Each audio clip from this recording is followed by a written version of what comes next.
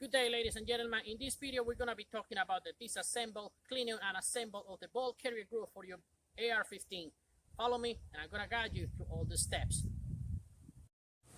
For demonstrational purpose of this video, I picked the Palmetto State Armory nickel boron coated AR-15. This is the M16 type bolt carrier group. The difference between the M16 and the regular AR-15 is that on the back, these cuts are going to be symmetrical. The AR-15 is going to be all the way back. The cut is going to be longer and it's going to be lighter. I do prefer the M16, which is legal for target shooter civilians to own. This one is going to be heavier. It's going to help with the fitting.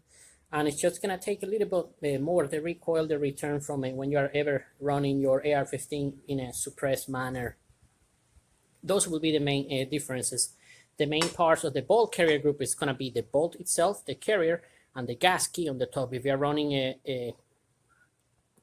what is the other one, the piston AR-15, the gas key is not going to be there. It's going to be different, just like a chubby square part on the top that is going to receive a different part. It's completely different video. For the purpose of this one, the internal part is going to be the firing pin retaining internally the firing pin that is going to be hitting your primers on the top. That's when it's going to be coming through. The cam pin, this is what's going to be holding the bolt to the bolt carrier. Internally, you're going to have the extractor. This is the nail that you see over here that is going to be pulling every case after it's been shot. The ejector, which is the black spot over here. I'm talking about, this is going to be a video about the basic bolt carrier group. I know every N110 sniper system is going to be, oh, I got to ejector. I know this is the basic, so good luck. Happy for you. And this is also a basic. This is not the Surefire Mark 4, Mark 18 with a special spring system on the back that is going to help with the suppressed weapon. This is just the basic. So please bear with me and follow, see if you can learn some tricks. The disassemble is going to be very simple. If you own an AR-15, I would highly recommend you to buy the Leatherman mod. With these parts, all the pieces in it, it's pretty much basically designed for the disassemble of your AR-15 bolt carrier group. The first thing you're gonna have to do, you're gonna remove the pin, the firing pin, retaining pin. Some people do it with a nail, their nails. Some people do it with a tool. Some people do it just with anything that makes you happy. Then after you pull that out, the firing pin itself is gonna come out. A lot of people make jokes and memes about this one, that it looks like a string and etc. This is very useful part. It's just a very proprietary. You do not need to oil it once you finish all your cleaning and process all over your AR-15. One of the tests you do when you disassemble is just roll it around. It is supposed to roll completely without any bumps or anything. If it doesn't roll, you have a defective one, or it's just wear now. You just need to replace it right away. That's the firing pin. That's the firing pin retention pin. The next part you're gonna remove, you're gonna pull the bolt back and you're gonna twist the cam pin 90 degrees and then it's just gonna pop out. This is the part that needs the less maintenance. And finally, you're gonna pull out the bolt itself. A lot of professionals, they have like an extra bolt in their grip, handle grip, mag pull. My AR-15, I mentioned, the Magpul makes the MOE 2K that allows you to carry an extra bolt inside your pistol grip in case any of the pins, retention, springs, or anything, it's gonna fail you. The bolt itself is gonna have the gas rings on the back. This is a little part over here.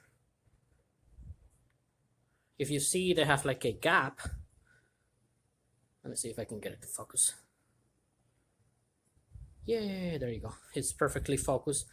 Make sure the gas are the gap is misaligned. If they're not aligned, it's not gonna cause an explosion or anything. But on the other side, it's gonna pass a lot of gas onto your face. So that's the disassemble. The cleaning process. What I like to do with my firearms, I like to soak them all. Excuse me. I like to soak them all in the solvent. And I like the solvent to work on them from 3 to 5 minutes. After that, I'm gonna brush them with a Q-tip or plastic brush to make sure all the parts are gonna be, all the carbon and copper is gonna be removed thoroughly. It is common that on this part of the bolt itself, you're gonna have to scratch a lot of the carbon that is gonna be deposited. You won't cause any harm by using this tool for scratching. This is steel. This is a way softer material. I don't have it out of my mind right now, so forgive me. Once you brush every single part that you disassemble and all that, this is for your daily cleaning. If you're already up to 1,000 cleaning with your firing pin, you can push this pin over here, and you will be able to remove the extractor. Make sure you clean everything underneath. That's something you're gonna have to do every 1,000 shots. It's not your everyday cleaning after your gun range trip or your hog private session hunting. It's only every so often. The ejector, I've never had to replace one. I'm assuming it would be every 8 to 10,000 rounds. That's something that I would definitely consult with your gunsmith. I don't know much about that one, but it shouldn't be any difficult. It's very self-explicit, very easy.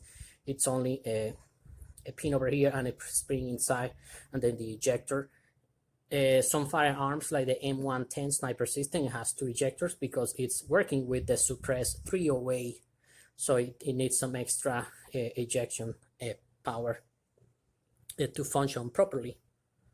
Once you wipe out all the soaked and clean and brushed parts of your bolt carrier group, make sure your gas key, I would highly recommend you to get some extra parts.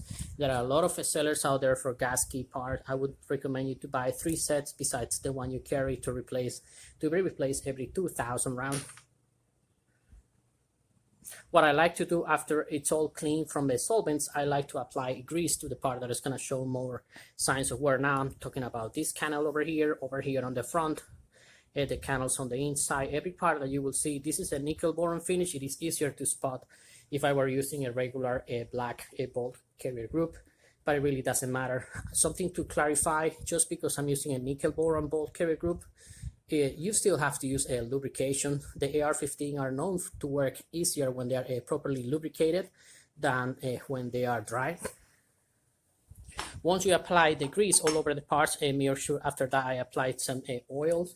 I prefer CLP. Make sure you pick the one you love. Some people are hardcore frog lube, so I would highly recommend you to take a look at my cleaning kit. So it's just the way I like to do my things, but you know, your solvents and your oil is like cooking. We all have different preferences. Finally, make sure you don't apply any kind of oil to your firing pin.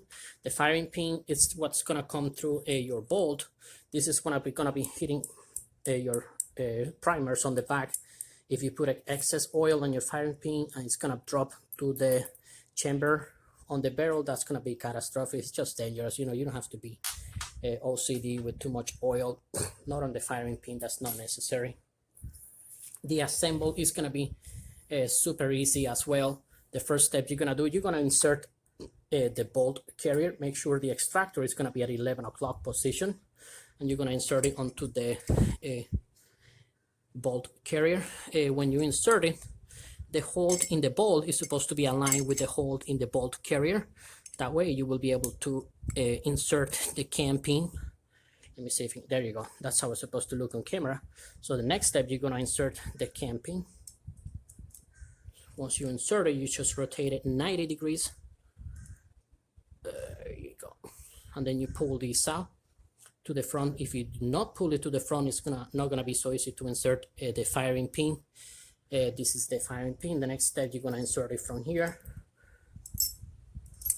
all the way to the front, and you're gonna push it all the way forward. If you do not push the firing pin all the way forward, and you press the firing pin retention pin over here, next time you fire, this is going to be tumbling inside your upper receiver and towards your face. That is very, very dangerous. Be careful. So you will insert your firing pin. You're going to push it all the way forward. And finally, you're going to press your firing pin retention pin onto this hole. You're going to monkey with it. You're going to play with it till it goes all the way through. There is no missing. It's just super easy. You're gonna twist it till it goes through. It is supposed to come out all the way this little hole. There is no way you can insert it through both sides, only one side insertion.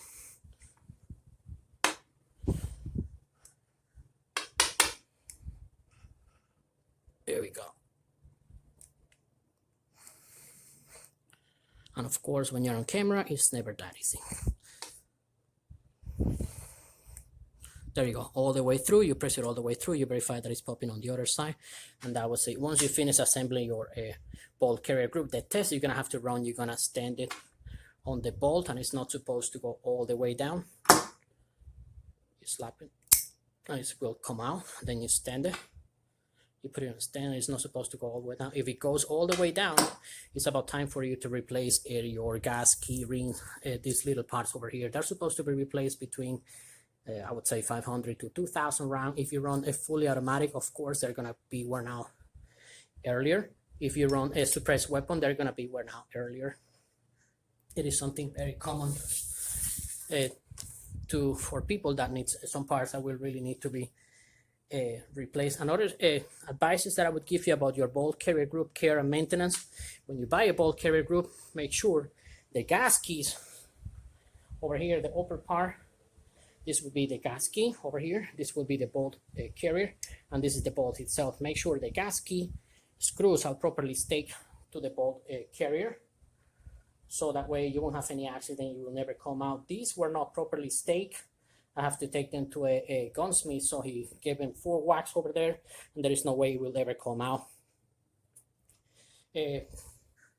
As I just mentioned before, the gas key, the 3 rings has to be function working. This is not supposed to go back every time you stand it on the bolt.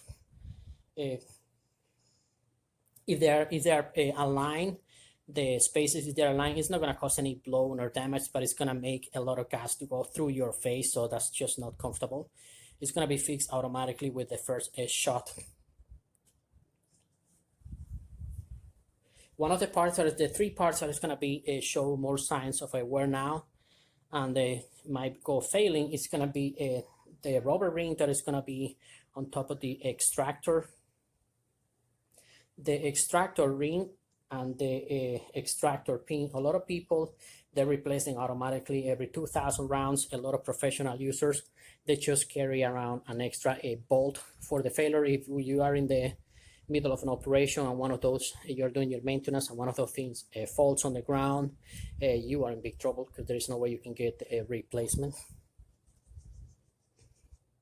When you do your inspection after your routinely cleaning, make sure the bolts over here, all these squarey parts over here, when they are when you use them on a suppressed weapon or a fully automatic, the M16, M4, a couple of times they do crack and they fall off. They may affect your fitting mechanism on fitting your bullets, your cartridges into your chamber. And make sure when they have any crack or missing, just replace the bolt. That is for people who are like a professional. They run them fully automatic. Civilians is not very common at all. As usual, thank you for your time. Thank you for following, for subscribing. Don't forget to like and share it with people who are like-minded into gun Second Amendment support, hunting, safety. Thank you so much for your time. Peace be with you. Shalom.